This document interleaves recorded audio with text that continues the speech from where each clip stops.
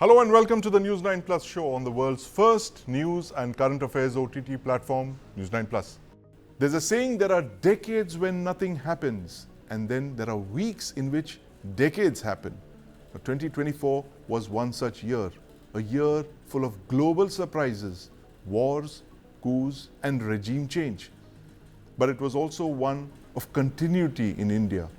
Prime Minister Narendra Modi began his third term in office this year, and you're looking at potentially the first Indian government with a 15-year foreign policy horizon and of continuity. What are the countries or regions from which India's biggest foreign policy challenges will come from in 2025? Joining me on the last News9 Plus show of the year, a former High Commissioner of India to Bangladesh, Ambassador Veena Sikri, former Deputy Chief of Mission in Moscow, Ambassador Anil Trigunyat, and Foreign Affairs Analyst Pramit Pal Chaudhary. Welcome to the News9 Plus show. We're looking at the major factors that are likely to influence Indian foreign policy in 2025 and how each of these will impact us and its countries and regions that we're talking about. So, Ambassador Sikri, over to you first. India's near abroad. That's one region of huge importance to India because many of these countries that we talk of as our near abroad have borders with us, and what happens in those countries has immediate consequence for India. Which of the countries in India's near abroad do you think is going to really be important in 2025? Will it be Pakistan or will it be Bangladesh?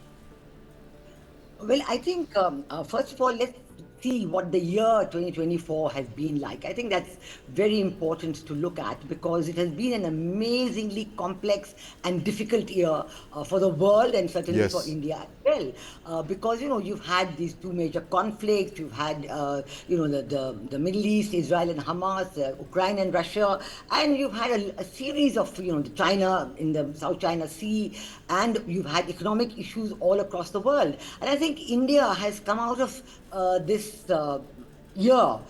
year of economic difficulties globally, this year of political and security difficulties, come out very well. We've come out, looking very interested in our own economy. We've managed our own economy. We have been able to convince the world that we are very serious peacemakers on the world stage, and India's presence is much sought after. And we've been able to promote our own economic development.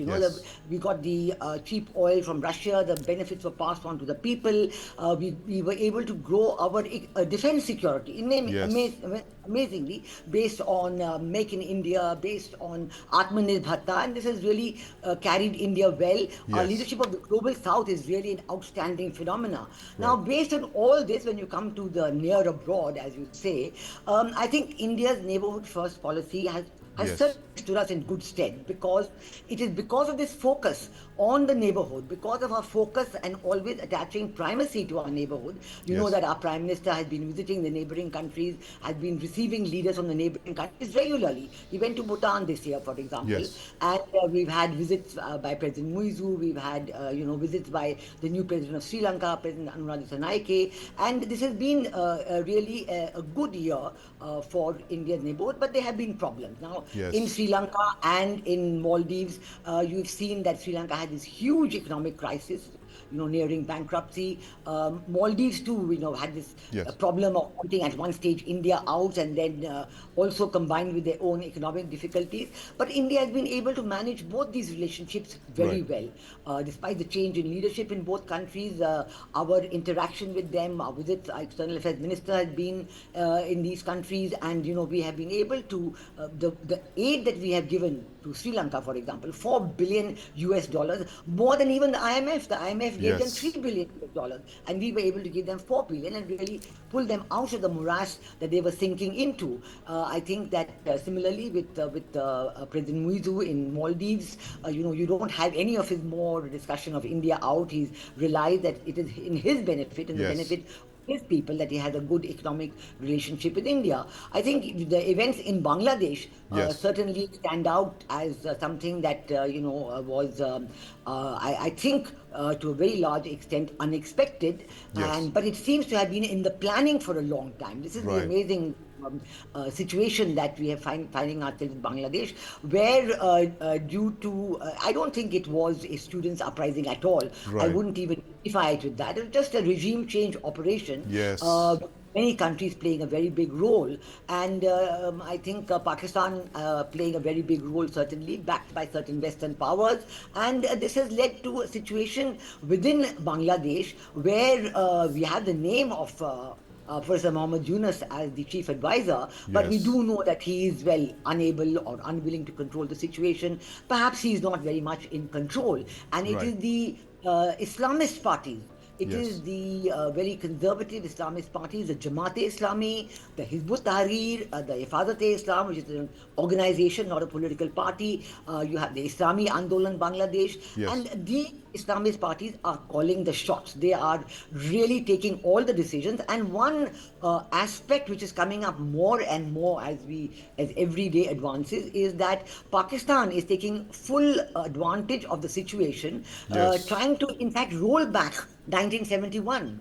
And Right. you have some of their analysts coming on various podcasts and saying, look, this is a situation of two countries, one nation, Yes. and this is what they're talking about. They're going back to a pre-1971 They're going back to age. the pre-1971 era of one unit, Ambassador Sikri, as it was called. Yeah, If that is even feasible today in 2024, but that's right. No, but yeah, but for example, to give you one small example, or very, not a small, but a major example, when Prime Minister Shahbaz Sharif of Pakistan and Mohammed Yunus of Bangladesh met in Cairo maybe 10 days ago during the D8 summit, one of the decisions was, now we're going to send Pakistan military for training of Bangladesh military, and they're yes, going to be planning as of February right. to have So four major generals with all their retinues. Now, this is something that even India in 53 years had never actually sent officers for training of the Bangladesh military. We had received a lot of Bangladesh military groups for participating in the NDC and other yes, yes, senior middle and then other courses and specialized training and interaction with the defense forces, Army, Navy, Air Force at all levels, but not this time. So we do see that Pakistan is trying to lose no time at all, and right. to the Ambassador, security. yes, Yeah. so the Pakistan-Bangladesh axis promises to be one of the biggest headaches for the Indian foreign policy establishment in 2025. Ambassador Trigunyat, you agree with that we are looking at two countries on our flanks, that's Pakistan on one side and Bangladesh. They continue to be, and the proximity, as Ambassador Sikri mentioned, proximity of these two countries could keep us busy through 2025. You agree with that? I think that what Ambassador Sikri has projected is absolutely correct.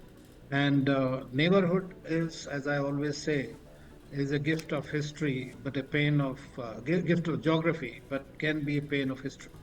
And that's precisely what we are going to have a look. And this will occupy a lot of our time for the policymakers, how to keep the flow, because we need to really fix things over time. Like in the Yes, case of Maldives and Sri Lanka, we saw that the neighborhood first policy paid yes, off and they realized. But today, Bangladesh is in a very difficult situation, and it has been made more difficult by the current right, leadership, which really, in my view, doesn't seem to know where they're heading.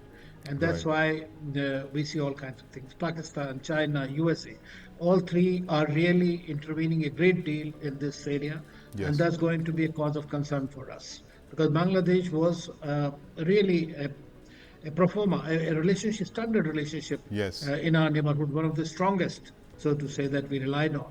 And it was important for our security concerns, for our connectivity projects, BIMSTEC, BBI, and all right, those. So we are going to have that challenge. That's okay. But the bigger challenge, in my view, for us is also going to be West Asia. How right. eventually West Asia is going to play out. The And that is extended going to be a abroad, very the extended near abroad extended is, neighborhood. yes, That's right. extended neighborhood. That's the most important geography for us, frankly. Yes, From our own existence point of view, it's existential for us. right, If there is an instability, there is insecurity that are going to have a direct impact on us. And yes, what we are seeing, and you rightly mentioned, I mean, there are certain things that have not seen in a while, but we saw recently in Bangladesh that was not seen coming. what we saw in Syria now recently, the removal of Assad regime. Everybody has been trying for decades, but it happened suddenly overnight, really. Yes. And we have seen the power shift, the balance of power. Russia, Iran, which were the Yes. major powers of the region, have been vacating the place, and now we are seeing Turkey occupying that space. That's Right. another challenge for us. It's So I another think there are challenge for us, plenty. Ambassador Tragyunyat, and I'm going to bring in Pramit Pal Chaudhary in on this. Pramit, biggest challenges in the near abroad for India, Pakistan, Bangladesh, you think, or some other black swan event in some other country as we've seen in 2024 for India? I'm not too concerned about Pakistan. Its GDP is now 20% less than Bangladesh, smaller than Mumbai, Right. with a per capita income half of India's. Totally dependent on IMF handouts. The day the IMF ever gets angry with them, Pakistan's economy will literally collapse. So I'm not overly concerned about Pakistan. And I know when I've talked to our own government, they are noticing that Pakistan has gone out of its way, if in fact, to try to not get us angry because they don't have the economic capacity. And the military in particular is more nervous about Afghanistan than it is about any other country. Right. If you see that the fighting between Afghanistan and Pakistan is accelerating and getting worse. The country that I think that I would be concerned about is Myanmar. Yes. Myanmar is literally disintegrating. It is now the Yugoslavia of Asia. The junta is barely controls anything outside of the Irrawaddy River Valley. Right. The war spread into Manipur. Is one of the reasons we had such a huge problem there. It has spread into Yunnan in South China. It is now spreading onto the Bangladesh border. The Bangladesh Yes. military's primary concern now is the fact that they are fighting with the Arakan army on their own border.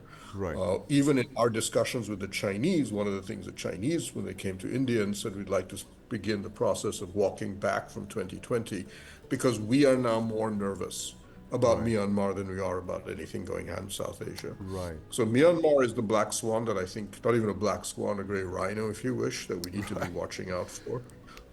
In our neighborhood, I think that's the number one concern, and I think that's increasingly a concern within our Indian system about what's going on there and what can we do about it.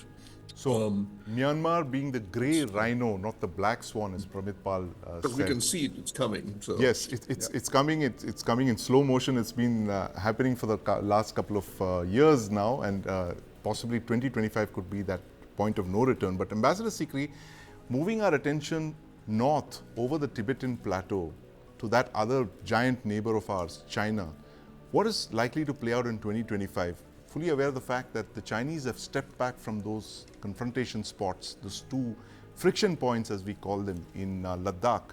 But it's also announced that massive super dam across Arunachal without consulting us, of course. What Yes. surprises can we expect from Beijing in 2025?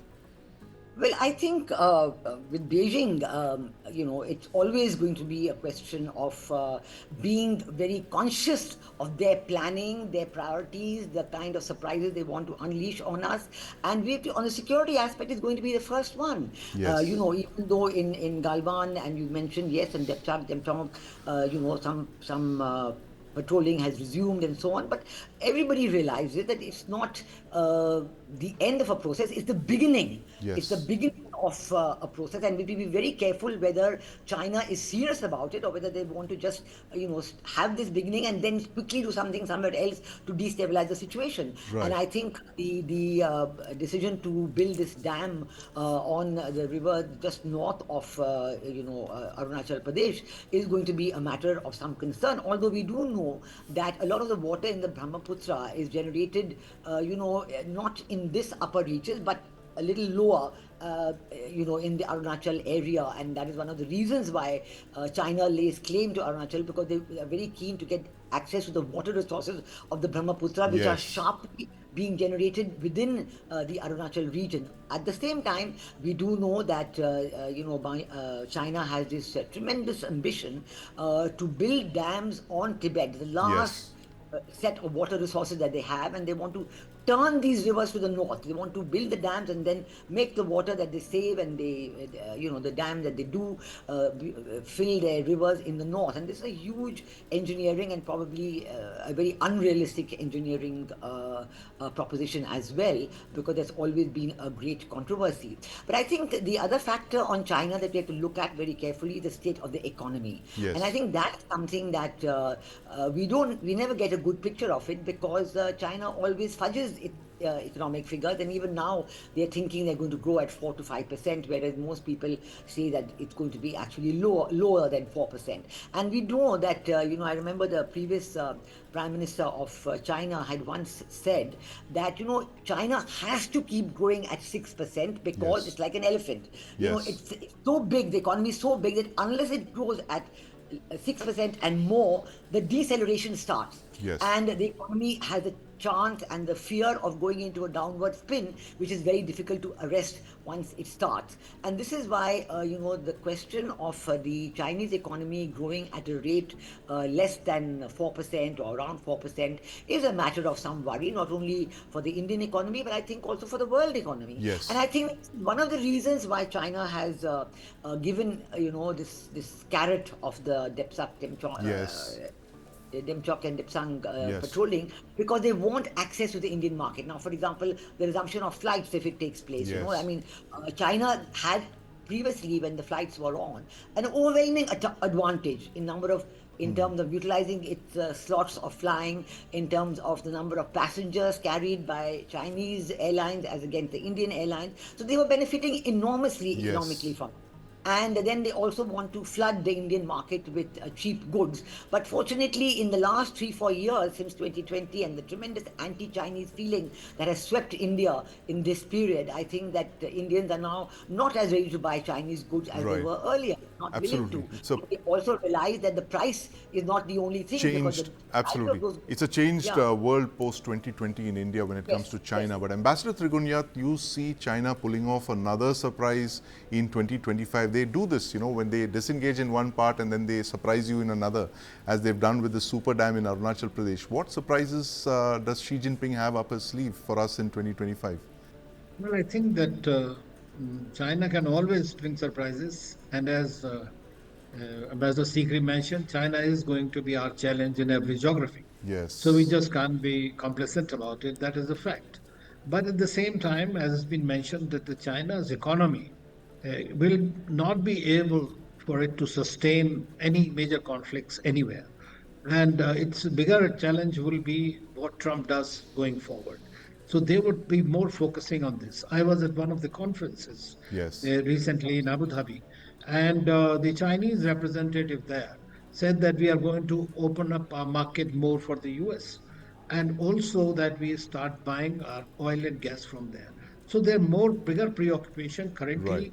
is with the United States Yes. and staying clear of any major wars and conflicts. Right. So they can always pull up a surprise, that's okay. But as long as, and we know that we have earlier last 40 years or so, we have had this relationship with the competition with cooperation that will continue. Right. They also know that India is the only country that physically can stand up to them. And so Yes. therefore, they will always be, untrustworthy in that sense. Yes. So we'll have to be always ready, prepared, and continue to develop our comprehensive power, Right. irrespective of whatever happens in the talks Absolutely. or whatever negotiations we continue.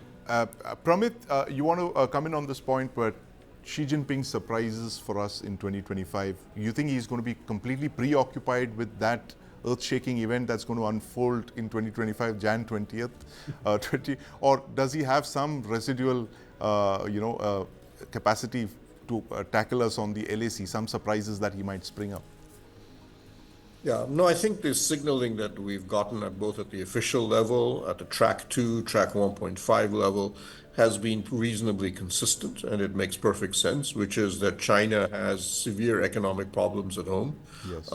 And that results in a foreign policy that will seek to, should we say, stabilize external relations as much as possible.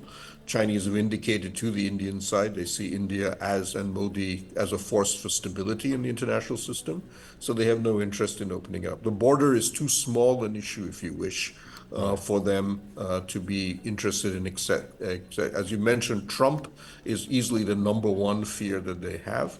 Yes. They've already signaled that a tariff war with the United States, besides disrupting their economy tremendously, they would attempt to upend the entire international economic order by devaluing their currency by an equal measure. 60% tariffs, 60% devaluation, which Yes. mean, for example, countries like India will be flooded with Chinese products. And the other thing that they are worried about, their black swan event, which they have told a Yes. number of different groups, is North Korea. Right. Very unhappy about Korea showing independence by sending troops to Ukraine at Russia's request, but against China's will, and a fear that North Korea has developing an internal, should we say, internal succession struggle, which Yes. may be internalized in this coming year. Right. This is probably the number one fear both in Japan and China right now, and in South Korea. So China distracted by problems of its own, its economy, and China's own near abroad, as Pramit just said. But Ambassador Sikri, now over to you for possibly one of the biggest foreign policy events of 2025. Jan 20th, 2025, President Donald Trump begins his second term. What is going to be the number one concern for us when Trump takes over in the White House?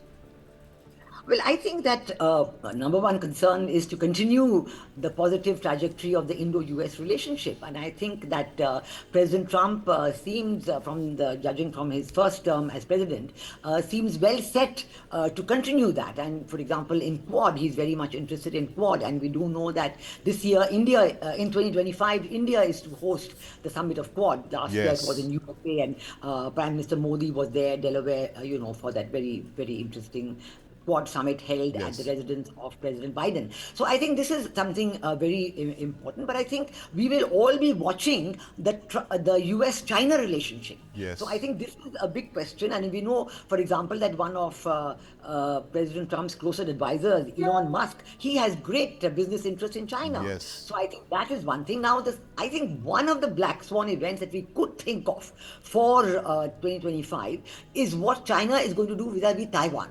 Yes. I think this is something that is very much on the cards, because we know that Xi Jinping may well do it as a distraction from his internal worries. Right. And if he's able to deliver on that, he could then, be forgiven by his own people for the internal economic situation. That would be his calculation anyway. Absolutely. So I think Taiwan is going to be one of these. And so President Trump's view on Taiwan, on what will happen if China does anything with Taiwan, and what will be the US response. Will they have a robust response? The kind of defense equipment that they're prepared to give to Taiwan, the kind of support that they're willing to give to Taiwan. I think this is going to be one of the Absolutely. big It changes everything then. A black swan event of the kind that you mentioned, Ambassador Sikri, then that, all bets are off the table about how the other actors will then react. And I think one more point I just want to mention about China. I think, yes, it is true, as I myself said, that Chinese economic situation will preclude a lot of action. But I must say that China's activity in India's near abroad, in India's neighborhood, this has always been a matter of worry, and I think this will continue in 2025. This will continue in 2025, they've been doing in Pakistan now, in Bangladesh, what they're trying to do now, we're watching to see how the US-Bangladesh relation will develop. Myanmar is one area, as Pramit said, that which is going to be a big area. But what China is going to do there, because the US also has a great renewed interest now in Myanmar. And we do know as we speak that, today the Arakan army is supposed to have shown some interest in St. Martin's Island. So this is the thing. But China's activities even in Sri Lanka, what they were doing in Maldives, we know what they tried with President Muizu, of course with their CPC in Pakistan. So China's activities in the near abroad, I don't think they're going to lessen at all. Right, absolutely. They continue through 2025. But Ambassador Trigunyat, Donald Trump in the White House begins his second term. Ab ki baar Trump Sarkar. How does it play out for us? What's going to be our number one concern? Well, I think that one thing is that relationship with the US will continue, because there is bipartisan support, including personally from Trump.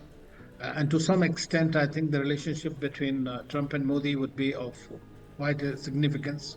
That's very much there. Plus, I think that at the end of the day, very often we tend to count a lot on these guys who are of Indian origin in his government, but that is precisely a misplaced perception. They are Yes. Americans first, and they'll be looking after their own country first, Right. whatever is there. So I'm not too sanguine about that. But as far as Trump is concerned, I think tariffs, of course, he will pin us on. But right Yes. now, Dr. Jaishankar is there in the US, and I think that that's the right thing to do. He's been meeting the new people in the administration who are likely to run it, and therefore they're already making it. And if the Quad Summit happens at the earliest in India, Yes. then it'll definitely provide us a much greater attraction and interest in the beginning. Absolutely. But continuity, as you said, Ambassador Trigunyat, seems to be the order for us when it comes to Trump in the White House in 2025.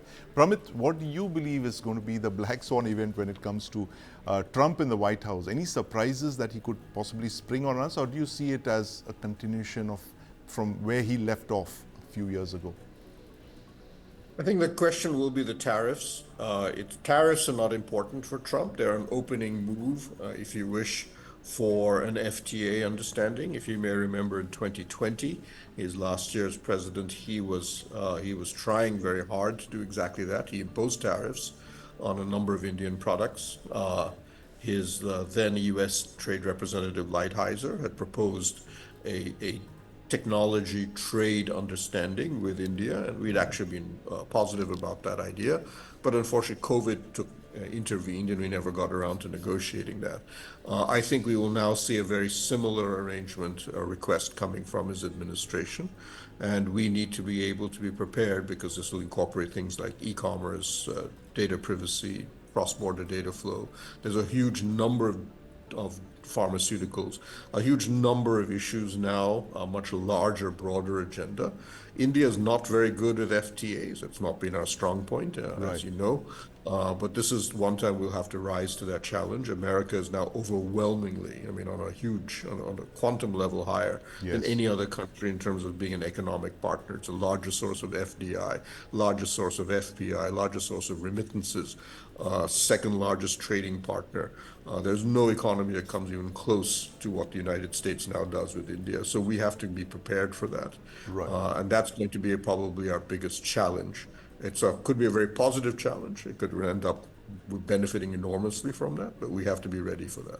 We have to be ready for that indeed, and that's the mantra for the foreign policy establishment in India for the year 2025, as India continues to preserve peace, stability, and grow its economy as it has in the near recent time under the present government, which is in its third tenure now. Continuity is really important, but thank you very much for peering into the crystal ball, Ambassadors Trigunyat, Veena Sikri, and of course Pramit Pal Chaudhary, for giving us that fascinating roadmap ahead for what lies for India in the year 2025. In October, Suchir Balaji, a 26-year-old ex-employee of OpenAI, accused his former employers at the artificial intelligence research company of violating copyright laws. On the 26th of November, just a month later, Balaji was found dead in his flat in San Francisco. Police believe it was suicide. But on Sunday, Shishir Balaji's mother, Purnima, said she suspected foul play in her son's death. A private investigator she had hired seemed to suggest this. The family had even done a second autopsy on their son's body, and the investigator doesn't confirm the cause of death mentioned by the San Francisco police, Purnima said. In fact, she put this post on X. She said that Suchi's apartment was ransacked. There were signs of a struggle in the bathroom, and it looks like someone had hit him in his bathroom based on the blood spots. It's a cold-blooded murder declared by authorities as suicide, she said. These are grave allegations. Why does Balaji's death sound suspicious? And could it snowball into a challenge for the incoming Trump administration?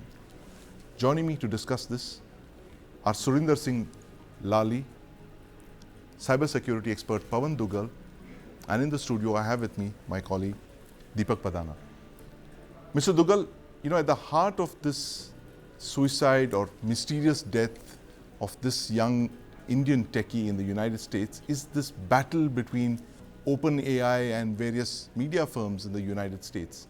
Now, on the 18th of November, just last month, very interestingly, the New York Times filed a suit in which they named Balaji as someone who they said had unique and relevant documents on the case.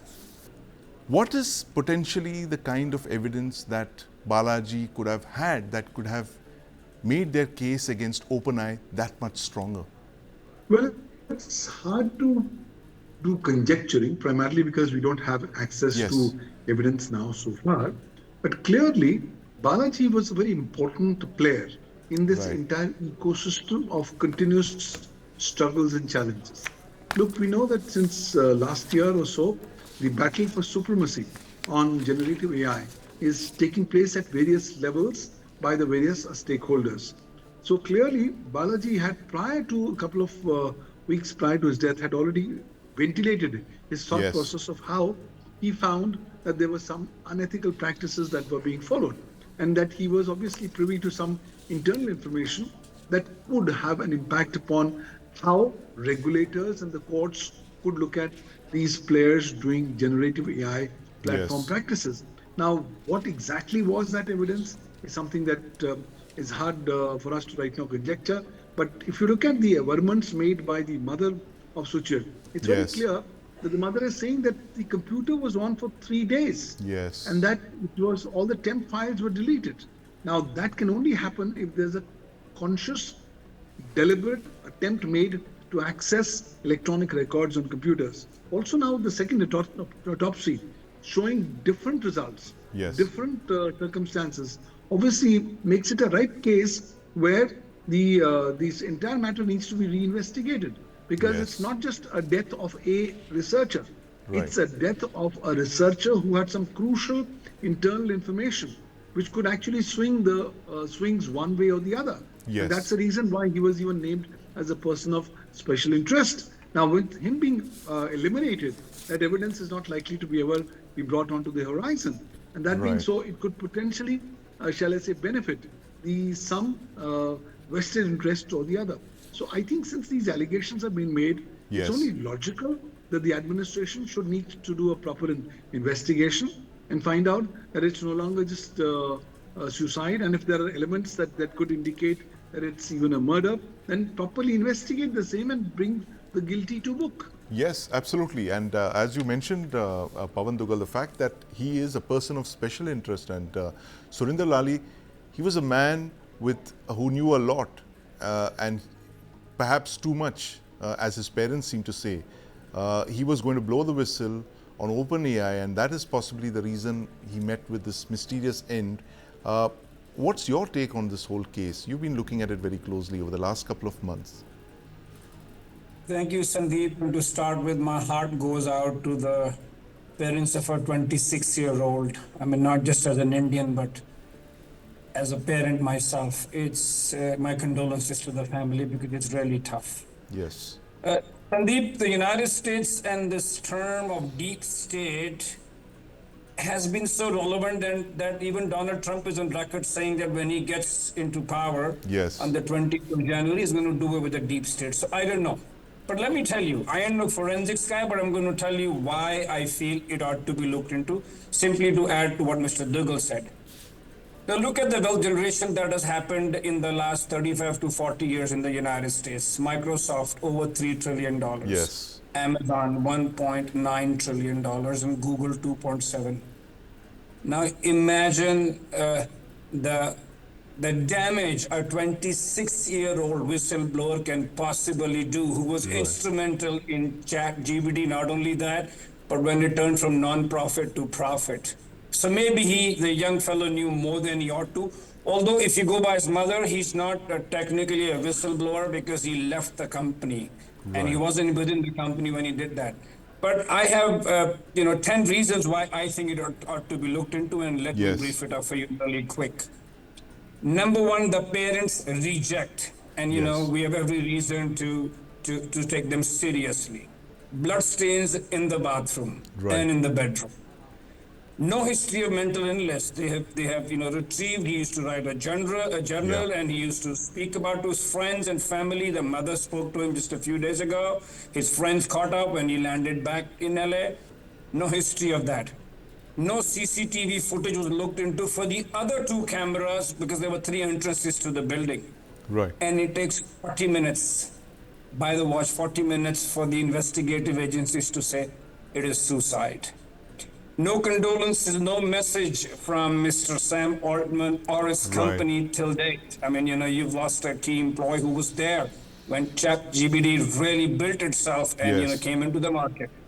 No signs, and what makes it more like a, Netflix kind of a, thrilling is, I mean, I'm sorry to have used that expression, is that he had testified, he was a witness in the New York Times, and within a week of him appearing to be a witness, the gentleman is, taken care of. Right. And, of course, he had more documents, the cache files were, washed off from the computer. And now even Elon Musk has jumped into it, which is probably the only hope. But maybe for his own vested interest, we don't care. Maybe he's not a big friend of OpenAI. He's had his differences with the company, Surinder Singh Lali, as you pointed out. But Deepak, there have been a number of such mysterious incidents in the United States of whistleblowers meeting very strange and untimely ends. Which were the last two cases that we were talking about? I mean, let's begin with, say, Reddit. One of the founders of Reddit, this guy called Aaron Swartz, seemingly kills himself. Then there are the cases of the Boeing whistleblowers. One of them kills himself.